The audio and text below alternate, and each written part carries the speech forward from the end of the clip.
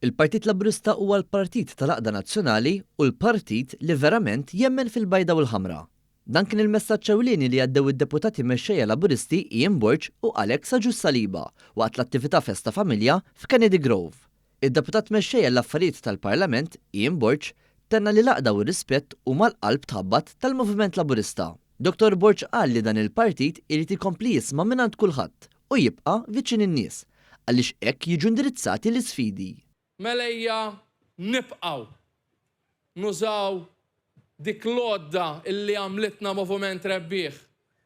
Nifmu dak illi qed idejjaq lin-nies fil-komunitajiet tagħna u nifmu id-diffikultajiet tal-lum. X'inhuma dawk l-ostakli li qed ixekklu l-aspirazzjonijiet tal-poplu tagħna. X'jeħtieġ nagħmlu biex niżguraw li bħala familji, bħala poplu nibqgħu nirnexxu. Hawnhekk id-Deputat Prim Ministru Ian Burge semma numru ta' kisbiet li wettaq dan il-Gvern fl-aħħar 12 sena, iżda sostna li dak li għandu jitwettaq għandu jsir.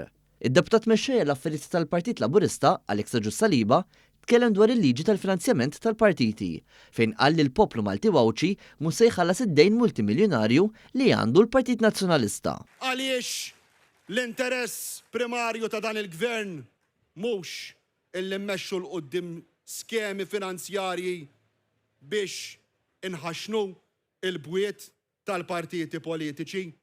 L-interess tagħna huwa wieħed dak illi nħaxnu l-bwiet ta' kull wieħed u waħda minnkom tal-familji Maltin u Wawċin. Hawnhekk semma l-budget li se jiġi preżentat fil-ġimgħat li ġejjin li se jkompli jwieżen lill-familji Maltin u Wawċin. Dr. Agius Saliba tenna li l-Partit Laburista mill-Gvern jisma' l-isfidi u jindirizzhom waqt li jibqa' umli u jwettaq il-ġid.